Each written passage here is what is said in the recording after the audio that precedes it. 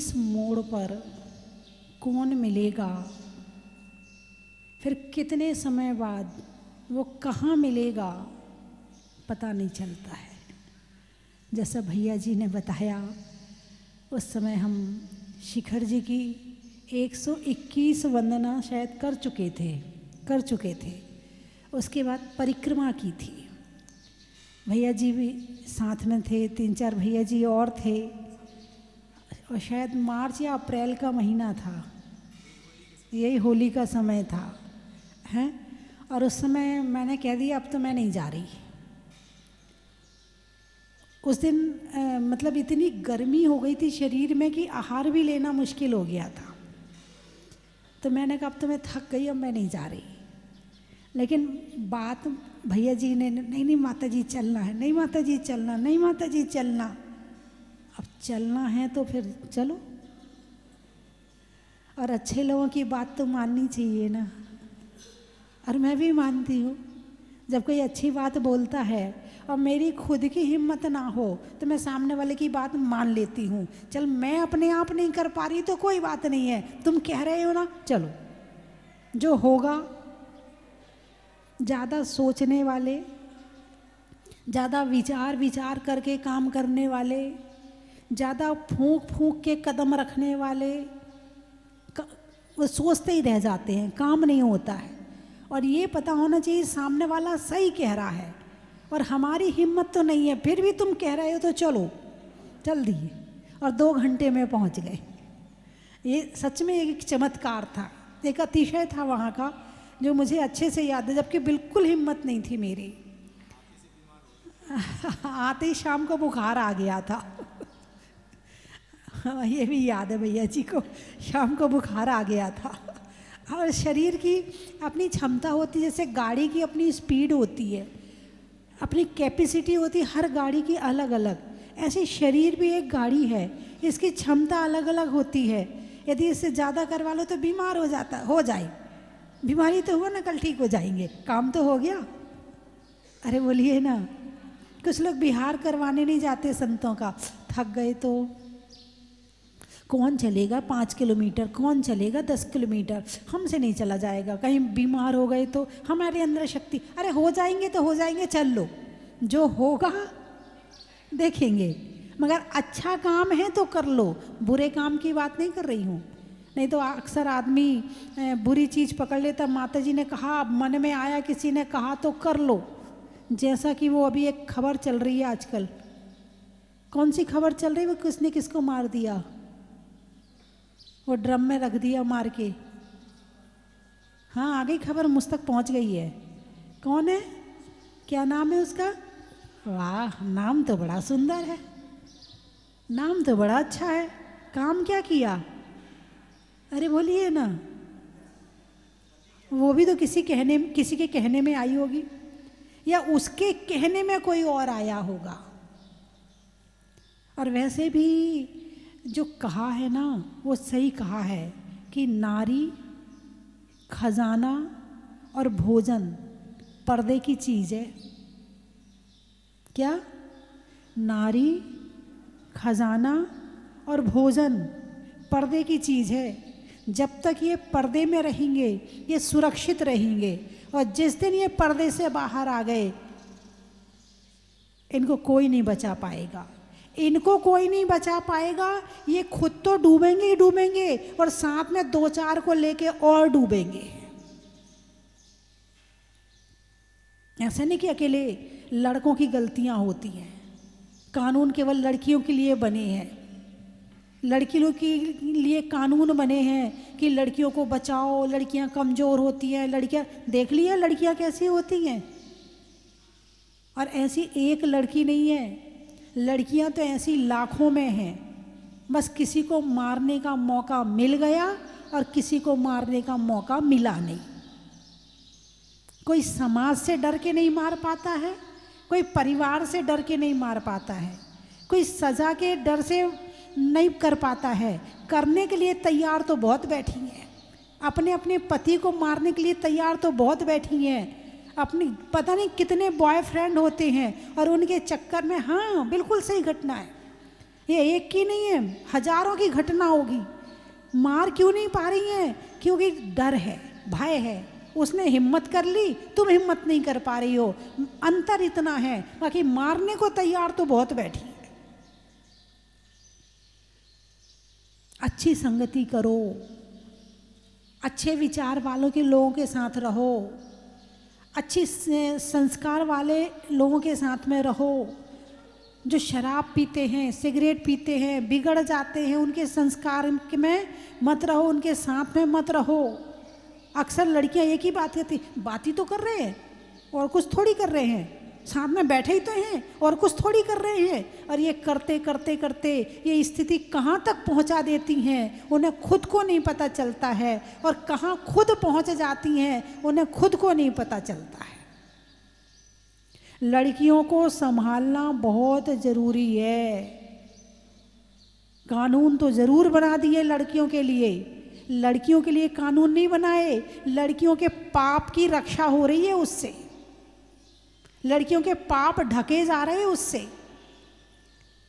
लड़कियों को संभालना, और जिस लड़की के हाथ में मोबाइल है उस लड़की को तो पकड़ना और मुश्किल हो जाएगा, क्योंकि इनका ये भावुक बहुत होती है। लड़कियों की एक नेचुरल नेचर होता है, ये इमोशनल होती हैं, जल्दी से बह जाती हैं, जल्दी से किसी की बातों में आ जाती हैं। और कोई सामने वाला ना आ रहा हो तो सामने वालों को अपनी बातों में लाने का तरीका भी इनके पास होता है कि सामने वाला इनकी बात में कैसे आए, कैसे हंसना है, कैसे निकालना है। पहले की महिलाएं पैसों से इतना प्रेम नहीं करती थी, और आजकल की महिलाओं को पैसों से इतना प्रेम हो गया है। जमीन खरीदी है तो मेरे नाम करो, घर में कलेश हो जाएगा, झगड़ा हो जाएगा, अपनी माँ के नाम मत कर देना, अपने पिता के नाम मत कर देना, अपने नाम मत कर लेना, मेरे नाम जमीन करो। कमाई तुम कर रहे हो, जमीन मेरे नाम करो, मकान मेरे नाम करो। सावधान हो जाओ, अब लड़कियों के नाम कुछ मत करना। लड़कियां जब तक दो तट के बंधन में नहीं रहेंगी, यहाँ पीहर और यहाँ ससुराल, तब तक इनका जीवन सुरक्षित नहीं है। इनको या तो परिवार के पीहर में साथ रहना चाहिए या इनको ससुराल में साथ रहना चाहिए। और पीहर शादी हो गई है तो पीहर वालों को सपोर्ट नहीं करना चाहिए। लड़की को जैसे ही किसी का सपोर्ट मिलता है वो पहले वाले परिवार के ऊपर हावी हो जाती है, लड़ना झगड़ना शुरू कर देती है, अपनी इच्छाएं थोपने लगती है, आकाश में उड़ने लगती। उसे किसी का सपोर्ट मिल बस जाए फिर उसको पकड़ना मुश्किल होता है, फिर वो जहाँ रह रही है ना वहाँ शांति नहीं रहने देती है। इसलिए उसको सपोर्ट मिलते ही वो बेकाबू हो जाती है। यदि लड़की को काबू में रखना है तो एक परिवार के उसमें हाथ में ही रहना चाहिए।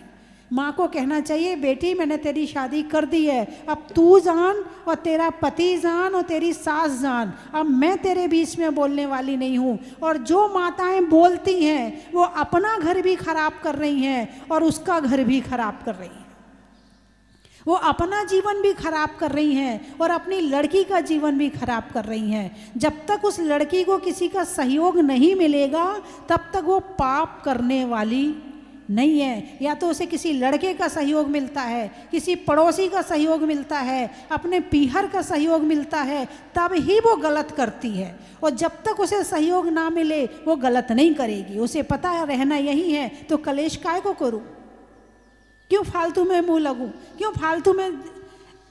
इसलिए सहयोग करना, लड़की को एक ही बंधन में रहना चाहिए। मुझे लगता है ये खबर आप सब तक पहुंच गई होगी जो मेरे तक पहुंची है ना। क्यों किया उसने ऐसा काम, बोलिए क्यों किया, किसका सहयोग मिला उसको, किसका सहयोग मिला? बॉयफ्रेंड का। आजकल बड़ा प्रचलन आ गया है, गर्लफ्रेंड बॉयफ्रेंड, बड़ा फैशन आ गया है। किसी लड़की का बॉयफ्रेंड ना हो तो लड़कियां हंसती है, तेरा कोई बॉयफ्रेंड नहीं है। ये जमाना आ गया है, बना लो बॉयफ्रेंड। ऐसे काम होंगे। कई लड़के आते हैं शादी करने तैयार नहीं है। अब तो उनके लिए ये मजबूती वाला उदाहरण पेश हो गया है। जो लड़के शादी नहीं करना चाहते हैं, क्यों नहीं करना चाहते हैं? ये हो रहा है शादी करने के बाद। और आजकल बिना शादी के लड़कियां तैयार हैं। जब बिना शादी के लड़कियां तैयार मिल रही हैं उन्हें, तो शादी क्यों करेंगे? शादी करने के बाद तो बंधन में बंधना पड़ेगा, एक घर में रहना पड़ेगा। बिना शादी के उनका काम निकल रहा है, तो शादी क्यों करेंगे? ध्यान रखना, सुख का समय आ रहा है या दुख का समय आ रहा है। अब मुझे ये निर्णय करके बताओ कौन सा समय आ रहा है? दुख बढ़ने वाला है कि सुख बढ़ने वाला है ना? पहले महिलाएं जो हैं पल्लू यहाँ तक डालती थी, फिर यहाँ तक आया, फिर यहाँ तक आया, फिर यहाँ तक आया, फिर नीचे कंधे में गिर गया, फिर ये पल्लू गिर गया, फिर ये गला निकल गया, फिर पीछे का निकल गया, फिर पेट निकल गया, फिर पल्लू और यहाँ तक पिन लगा लगा के यहाँ तक पहनने लगे। अब वो भी छोड़ो, अब सूट आ गया, अब सूट में चुन्नी आ गई, अब चुन्नी भी गई। ये लाज है, लाज। जिस नारी के अंदर लाज नहीं है वो कहीं भी कितना भी बड़ा पाप कर सकती है। लाज ना रहे उसको निर्लज्ज बोलते हैं। जिसको लाज नहीं है उसे क्या कहते हैं? निर्लज्ज, बिना लाज की निर्लज्ज। लाज नहीं है, ना चुन्नी डाली, ना पल्लू डाला, और जहाँ से जितना शरीर दिखा सकते थे उतना दिखाया। इसको क्या कहेंगे? नारी लाज में अच्छी लगती है। नारी के लिए लाज जरूरी है, और लाज नारी की शोभा है। अब तो नीचे मंदिर में चुन्नियाँ रखवानी पड़ी हैं। हाँ, नीचे चुन्नियाँ रखी हैं, और कहना पड़ता, गार्ड खड़ा कर दिया है कि जब कोई बिना चुन्नी का जाए तो कम से कम ये तो कहो, भगवान के सामने लाज को करके तो जाओ, भगवान के सामने तो निर्लज्ज होकर मत जाओ। चुन्नी नीचे रख रखी है। चुन्नी दे भी दो तो उनके गले में फांसी के जैसे लग जाती, यूं पीछे डाल लेंगे। ये नहीं कि पूरा अंग ढके। अंग ढांक के भगवान के सामने जाना हंसने वाली बात नहीं है। आपको बुरा भले नहीं लग रहा हो, लगना चाहिए ये बात बुरी, और नियम लो आज से कि भगवान के सामने निर्लज्ज होके नहीं जाएंगे। निर्लज्ज का मतलब लाज रहित होकर, और लाज का मतलब है अपने अंगों को ढककर। जो अंग ढकने वाले हैं उन अंगों को ढककर ही भगवान के सामने जाना चाहिए। भगवान के सामने निर्लज्ज होकर नहीं जाना चाहिए। पहले की महिलाएं चोटी बनाती थी। क्या बनाती थी? अरे बोलिए ना, बनाती थी ना। और पहले की महिलाएं तो ऐसी होती थी कि 7 दिन में एक बार सिर धोया, और सिर धोने के बाद टाइट चोटी करी तो 2-2, 3-3 दिन तक बाल खोलती भी नहीं थी। ऐसा था पहले का समय। मैंने सुना है, मैंने कई बार अपने जो हैं ताई वगैरह वो बताती, बोले हमारी सासू रहती थी तो रोज़ बाल नहीं खोलने देती थी। और बालों का सीधा कनेक्शन दिमाग से है। बाल कहाँ हैं? दिमाग के ऊपर है। बालों की जड़ कहाँ है? दिमाग के अंदर है। सीधा कनेक्शन बालों से दिमाग का है। यदि ये बाल बंधे रहेंगे, पहले बाल बंधे होते थे तो लड़कियां बंध के रहती थी, और अब बाल खुल गए हैं तो ये खुल गई हैं। अब कितनी यहां बैठी हैं जिनके बाल बंधे हुए हैं। अब वो छोटी लड़की बाल खोल के घूमे तो एक बाल खोल के घूमते हो, तुम्हारी मम्मी भी तो खोल रही है, तुम भी तो खोल रही हो, सारी तो खोल रहे हैं। बाल खुले यानी अब ये किसी से दबने वाली, दबने का मतलब किसी की बात मानने वाली नहीं है। अब ये अपने हिसाब से जिएगी, इसका जीवन अपने हिसाब से रहेगा। और आजकल बड़ा फैशन में आ गया, हमारी पर्सनल लाइफ भी तो कुछ होती है, हमारी अपनी खुशी भी तो कुछ होती है। हम अपने लिए ना जिएं क्या? हम अपनी खुशी के लिए कुछ ना करें क्या? सारी जिंदगी तुम्हारे लिए करते रहें क्या? इन शब्दों ने, इन बातों ने नारी को पापी बना दिया है, नारी को स्वार्थी बना दिया है। और यहाँ तक वो लड़की ने ये नहीं सोचा कि मेरी एक छोटी सी बेटी है, इसका क्या होगा। एक नागिन होती है, नागिन जो अपने बच्चे को खा जाती है। और आजकल की माताएं यदि अपने बच्चों से प्यार नहीं करती हैं, ममता नहीं रखती हैं, तो वो भी किसी नागिन से कम नहीं है। क्या लिखा है नीति वाक्य में? लिखा है भोजन माँ के हाथ का। किसके हाथ का? अरे बोलिए ना। और किसने लिखा? चाणक्य ने लिखा है कि भोजन किसके हाथ का करना चाहिए? माँ के हाथ का। पत्नी तो कभी स्वार्थ में आके जहर खिला सकती है, मगर माँ कभी अपने बच्चे को जहर नहीं खिला सकती है। उसने क्या किया? अपने पति को क्या खिलाया? जहर खिलाया। बेहोश नहीं किया, जहर खिलाया। मिल जाता जहर तो जहर भी खिला देती, मिला नहीं होगा उसको। अपने आप को कंट्रोल करो, कंट्रोल करो।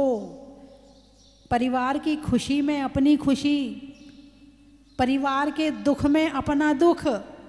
ये नहीं कि तुम दुखी हो तो क्या हम भी दुखी होंगे। ये कोई बात होती है कि तुम दुखी हो तो हम भी रोने बैठ जाए, तुम रो रहे तो हम भी रोए। हम नहीं होंगे तुम्हारे पीछे, हम दुखी नहीं होने वाले। आजकल ऐसा हो रहा कि नहीं हो रहा है? हो रहा है ना। ऐसा चाहते हो कि जब दुनिया दुखी हो और हम दुखी ना हो, ऐसा चाहते हो क्या? नहीं है, रास्ता है, उसका रास्ता भी है, मैं बताऊंगी आपको। कि आप चाहो कि दुखी, किसी के दुख में दुखी नहीं होना और किसी के सुख में सुखी नहीं होना, उसका रास्ता है धर्म।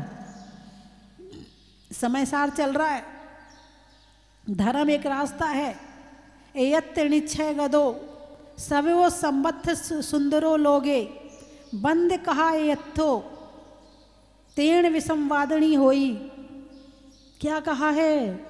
एकत्व की कथा संसार में सबसे सुंदर है। कौन सी कथा? एकत्व की कथा। तुम कौन से सुख की बात कर रही हो? खाने का सुख, घूमने का सुख, शराब पीने का सुख, सिगरेट पीने का सुख, छोटे कपड़े पहनने का सुख। तुम कौन से सुख की बात कर रही? इस सुख में इतना सब करने के बाद भी सुखी हुए? तुम सुखी हुए क्या जो तुमने किया तो? और जब तुमने किया तो तुम्हारे परिवार वाले सुखी हुए क्या? अरे बोलिए ना, नहीं हुए ना। तो फिर एकत्व की कथा प्रारंभ कर दो। एकत्व यानी आत्मा की कथा। यदि सच्चा सुखी होना है, सवत्थ सुंदरो लोगे, यदि सुंदर कोई जग में है तो एकत्व की कथा है। ये सुंदर शब्द आचार्य कुंद कुंद स्वामी ने समय सार 2000 वर्ष पहले लिखा है। और सुंदरो लोगे, ये सुंदर शब्द यहाँ प्रयोग किया है। इसका मतलब है सुंदर शब्द पहले भी चलता था, 2000 साल पहले भी सुंदर शब्द प्रयोग किया जाता था। इससे ये पता चल रहा है। और सुंदर का मतलब होता है अच्छा, सुंदर का मतलब होता है गुणवान। इस समय सार में उन्होंने शरीर को सुंदर बनाने की बात नहीं कही है कि संसार में सुंदर कौन है। बोले जो ब्यूटी पार्लर से अभी अभी निकल के आया है, अभी अभी 10,000 रुपये दे के आया है, अभी अभी 50,000 के कपड़े सुंदर पहन के आया है। आचार्य कुंद कुंद स्वामी ने उसको सुंदर नहीं कहा है। उन्होंने सुंदर कहा है कि जो अपनी आत्मा का ज्ञान करता है, जो अपनी आत्मा का ध्यान करता है, जो अपनी आत्मा का अनुभव करता है, जो अपनी आत्मा के लिए जीता है, वो संसार में सबसे सुंदर है। एक होती है तन की सुंदरता और एक होती है मन की सुंदरता। आप कौन सी सुंदरता चाहोगे? बोलिए ना, कौन सी सुंदरता अच्छी है? थोड़ा सा बढ़ा दो। कौन सी सुंदरता अच्छी है? मन की, पक्का है। और तुम्हारे पसंद का खाना ना बना हो, फिर कौन सी सुंदरता रहेगी? मन की सुंदरता रहेगी। झगड़ा हो जाएगा, कलेश हो जाएगा। तुम्हारे हिसाब के कपड़े ना आए, कलेश हो जाएगा। तुम्हारे हिसाब का डायमंड सेट ना आए, कलेश हो जाएगा। तुम्हें घूमने के लिए ना जाने दिया जाए, कलेश हो जाएगा। इस तन के लिए तुमने मन खराब कर लिया, मन को गंदा कर लिया। किसके लिए? तन के लिए। जितना जितना तन को सजाओगे उतना उतना मन गंदा होगा, और जितना जितना मन को सजाओगे उतनी उतनी आत्मा सुंदर होगी। शरीर से आप कैसे भी लगते हो इस बात से कोई फर्क नहीं पड़ता। आपने लिपस्टिक लगाई कि नहीं लगाई, आपने अच्छे कपड़े पहने कि नहीं पहने, आपका पास अच्छा कोठी बंगला गाड़ी है कि नहीं, इस बात से कोई फर्क नहीं पड़ता है। आपकी आत्मा सुंदर है कि नहीं है, आपके विचार सुंदर है कि नहीं है, आपके भाव सुंदर हैं कि नहीं है, विशेष बात ये है। लेकिन वर्तमान समय में क्या हो रहा है? तन को सुंदर बनाने के लिए मन को खराब किया जा रहा है। बंध कहा अत्ते, ये बंध के करने वाली है। कौन सी बंध की कथा? विसंवाद, विसंवादनी हुई। विसंवादनी यानी विसंवाद करने वाली, संवाद यानी बातचीत करना, और विसंवाद यानी लड़ाई झगड़ा करना। विसंवाद यानी लड़ाई झगड़ा करना। तो कौन सी कथा लड़ाई झगड़ा करवाती है? कौन से काम लड़ाई झगड़ा करवाते हैं? आत्मा के या शरीर के? अरे बोलिए ना, शरीर के। अब कौन से स्तर पर जी रही हो?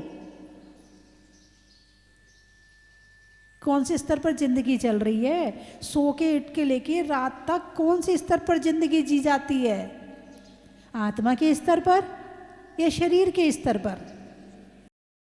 वो तुम्हारी क्या नाम बताया वो लड़की का? मुस्कान। कौन से स्तर पे जी रही थी? शरीर के। शराब, सिगरेट और क्या क्या, नाचना कूदना, पार्टी, होटल, घूमना फिरना। क्या है? 3 लोग घूम लिए, सुख नहीं मिला। 3 लोग घूम लिए। ये शिमला, कुल्लू, मनाली, कश्मीर क्या चीज़ है? 3 लोग घूम लिए, जगह जगह जाके जीव जंतु बन गए, लेकिन सुख नहीं मिला। इन हाथों से दुनिया में, दुनिया के लिए बहुत कुछ कर लिया, अपने शरीर के लिए बहुत कुछ कर लिया, सुख नहीं मिला। एक बार भगवान की तरफ देखो। पैर पर पैर रखे हैं, हाथों पर हाथ रखे हैं, नयन झुकाए बैठे हैं, दुनिया का सब कुछ छोड़ दिया है और अपनी आत्मा के ध्यान में लीन है। जिसने भगवान को पहचान लिया उसने अपना जीवन सुधार लिया। क्या दर्शन किए तुमने अभी तक भगवान के? तुम्हारा क्रोध कम नहीं हुआ, तुम्हारी इच्छाएं कम नहीं हुई, तुम्हारी लड़ाई झगड़े कम नहीं हुए। जब देखो तुम सबसे शिकायत ही शिकायत करते रहते हो, तुम्हारी शिकायतें कम नहीं हुई। तुमने क्या भगवान के दर्शन किए? तुम मंदिर नहीं आते हो, कभी भगवान ने शिकायत करी? तुम पूजा नहीं करते हो, कभी भगवान ने शिकायत करी मैं भगवान हूँ, तुम्हारा कर्तव्य है कि तुम्हें पूजा करना चाहिए, भगवान ने कभी शिकायत करी? तुम अभिषेक नहीं करते हो, भगवान ने कभी शिकायत करी? तुम दान नहीं देते हो, भगवान ने कभी शिकायत करी? तुम मंदिर नहीं बनवाते हो तो भगवान ने कभी शिकायत करी? अरे बोलिए ना, अरे कुछ तो बोलिए। शिकायत करी? और तुम शिकायतों के पुतले हो। तुम ये गिफ्ट नहीं देते हो, तुम्हें मेरा जन्मदिन याद नहीं है, तुम ऐसा नहीं करते हो, तुम ऐसा नहीं करते हो, तुम ऐसे, सारी जिंदगी सबसे शिकायतें भरी पड़ी हैं। संतोष रखो मन में, शांति रखो मन में। सुख बाहर से नहीं, सुख अंदर से आता है। सच्चा सुख कहाँ से आता है? अंदर से आता है। इसलिए भगवान ने उस सुख को खोजा और अपनी आत्मा के ध्यान में लीन हो गए। सब शिकायतें खत्म, किसी से कोई शिकायत नहीं है। और जो अपने आप में आ गया वो भगवान बन गया, और जो भगवान बन गया दुनिया उसके पीछे हो गई। उनके जन्म कल्याणक मना रही है, उनके गर्भ कल्याणक मना रही है, उनका मोक्ष कल्याणक मना रही है। उन्हें मतलब नहीं है तुम मनाओ और ना मनाओ, लेकिन उससे हमारा भला हो रहा है। लेकिन ये मनाने का मतलब क्या है? कि अपनी इच्छाओं पर कंट्रोल रखो। शरीर की इच्छा पूर्ति कभी होती, चाहे 1 बॉयफ्रेंड रख लो, चाहे 2 बॉयफ्रेंड रख लो, चाहे 10 बॉयफ्रेंड रख लो, इस शरीर की इच्छा कभी पूरी होने वाली नहीं है। इस शरीर की इच्छा तो इसको इच्छाओं की पूर्ति नहीं करना है, इसको अपना नौकर बना के और ध्यान और ज्ञान करवाना है। ये शांत हो जाएगा, कभी दोबारा नहीं मांगेगा। अरे बोलिए ना, मन भटके ना तो भगवान को देख लेना, मन भटके तो साधु संतों को देख लेना कि अपना जीवन कैसे जीते हैं। कम से कम इसमें से एक बूंद हम भी तो ले लें। यदि एक बूंद हम ले लेंगे तो कम से कम आपका जीवन भी सुधर जाएगा। बात समझ में आई कि नहीं आई? आ गई? क्या समझ में आई? एक नियम ले लो कि मंदिर में लिपस्टिक नहीं लगाएंगे, जब मंदिर में क्रीम पाउडर आदि, जब मंदिर जाएंगे तो कम से कम सज धज के नहीं जाएंगे। ये नियम ले लो आप। चलो मंदिर में, कभी शादी में जाना पड़े तो वो बात अलग है, कभी शादी आदि में इकट्ठे सब मिलके जाते उसकी बात अलग है। बाकी आप मंदिर में आओ तो सज धज के नहीं आओगे, बाल खोल के नहीं आओगे, लिपस्टिक लगा के नहीं आओगे, क्रीम पाउडर मंदिर में, केवल मंदिर के लिए। उठाइए हाथ, उठाइए, कौन कौन लेता है? और लाज करके आओगे, निर्लज्ज होके नहीं आओगे, लाज करके आओगे, अपने अंग उपांगों को ढक के आओगे। बहन जी आपने हाथ नहीं उठाया, ये इनने भी नहीं उठाया? उठाया था? अच्छा मैं देख नहीं पाई। हाँ, जो टीवी में देख रही है वो भी हाथ उठा लें। बंधुओं, एक नारी वो भी है जिसने भगवान को जन्म दिया है, और एक नारी वो भी है जिसने अपने पति की हत्या करी है। नारी दोनों हैं। एक नारी का नाम हमारे आचार्य मानतुंग स्वामी ने लिया है, 100 नारी 100 सुत को जनती रहती 100 ठौर, और तुमसे सुत को जनने वाली जन्नी महती क्या है। और आचार्यों ने उनकी स्तुति करी है, आचार्यों ने उनका गुणगान किया है। और एक ये नारी है जिसने अपने परिवार का, ससुराल का, पीहर का, सबका नाम डुबा दिया, और नारी जाति को नाम डुबाने में उस नाम खराब कर दिया नारी का।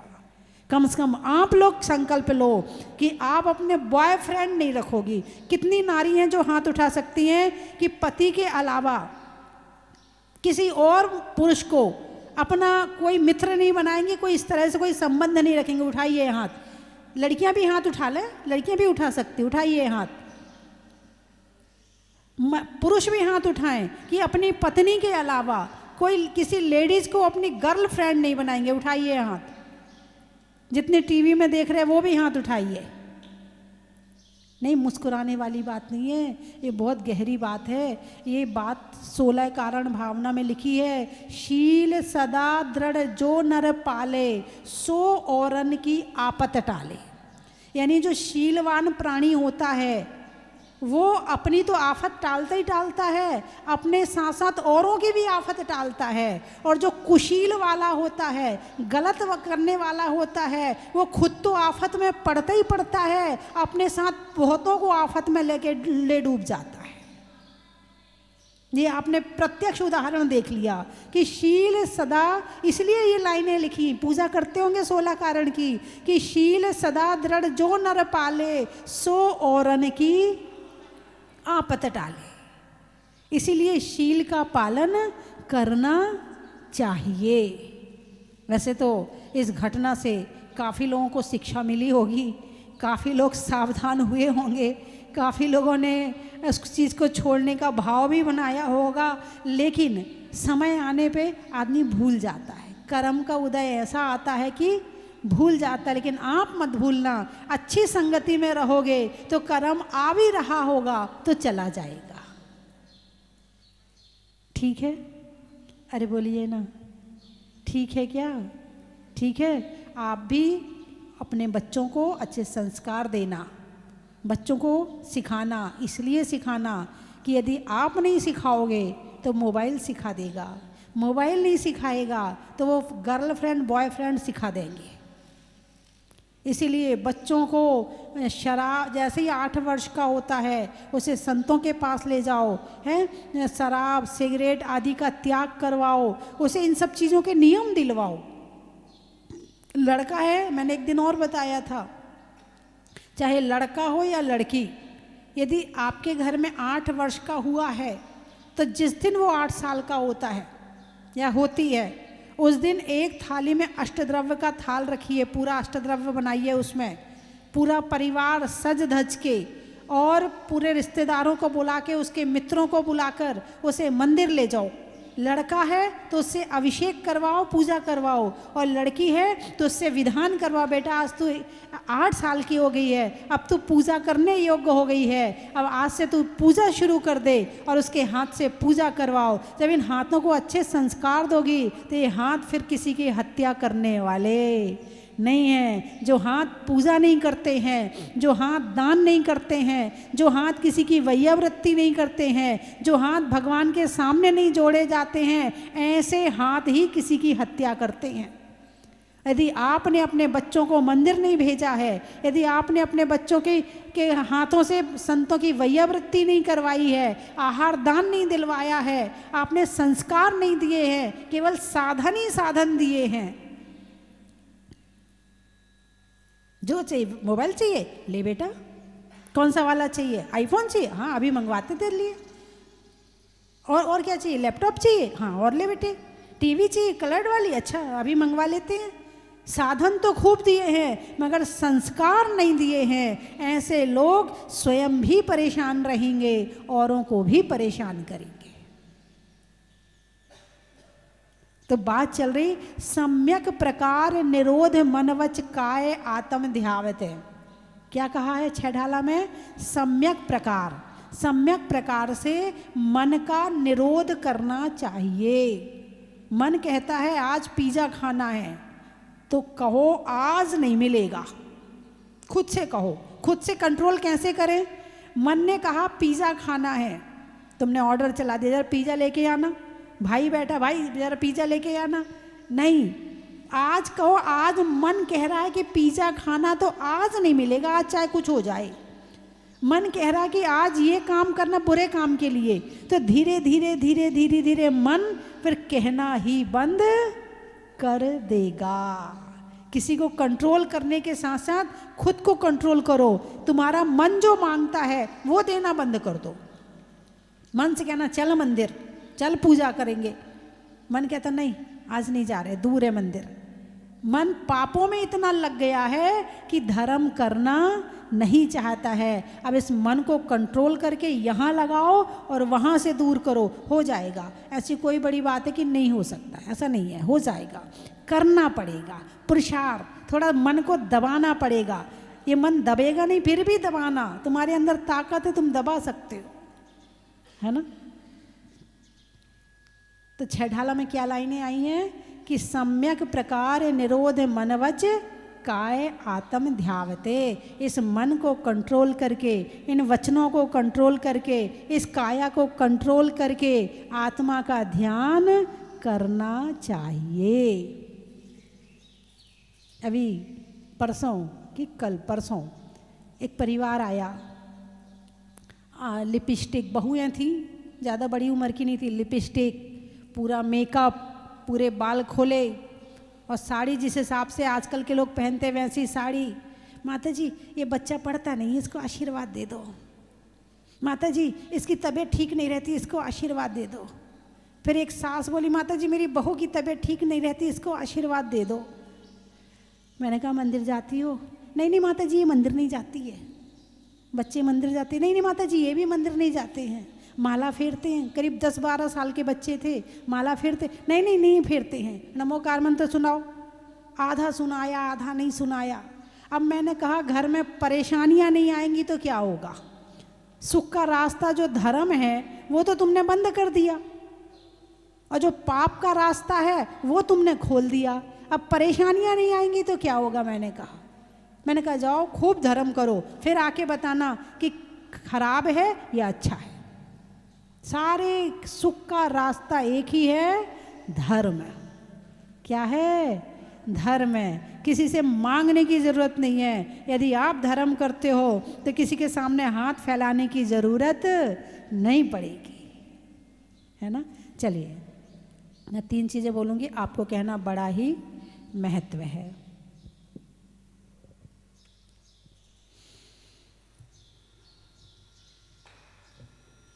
शांति धारा की झारी का, अभी रुक जाओ, शांति धारा की झारी का, पुलिस की लारी का, और कंट्रोल करने में खुद को नारी का, घूमने में कार का, शास्त्रों में समय सार का, और बच्चों को देने में संस्कार का। बड़ा ही महत्व है। हिंदी में मात्रा का, स्कूल में छात्रा का, आज आपकी जहाजपुर की यात्रा का। बड़ा ही महत्व है।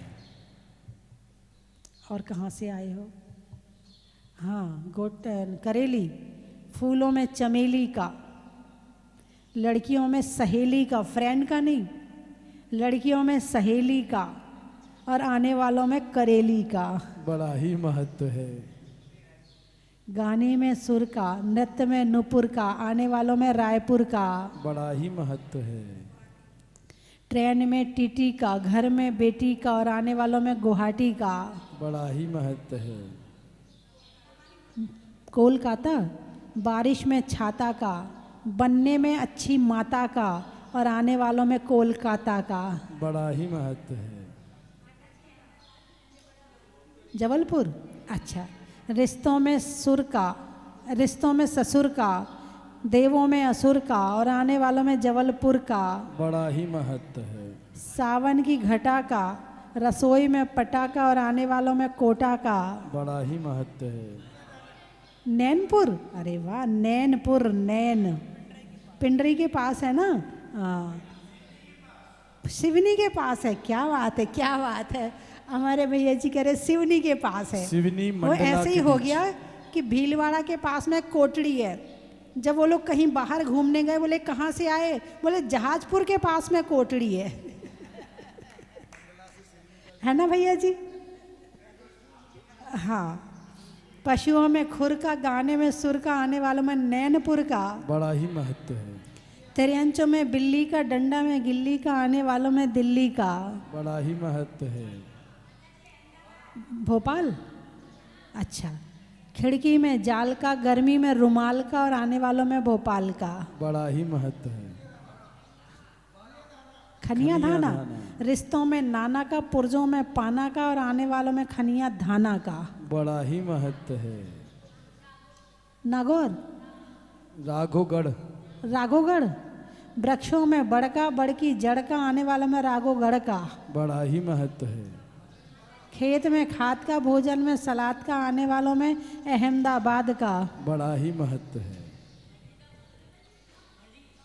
हैं? मड़ी, मड़ी या गड़ी? मड़ी, अच्छा, अंगूठी में हीरे जड़ी का, भोजन में बड़ी का, और आने वालों में मड़ी का। बड़ा ही महत्व है। आकाश में तारा का, लगाने में नारा का, आने वालों में बारह का। बड़ा ही महत्व है। अनाज में चना का, गर्मी में पन्ना का, आने वालों में गुना का। बड़ा ही महत्व है। इंदौर, इंदौर। आम की बौर का, खाने में कौर का, आने वालों में इंदौर का। बड़ा ही महत्व है। हो गया? बोलिए 24 भगवान की।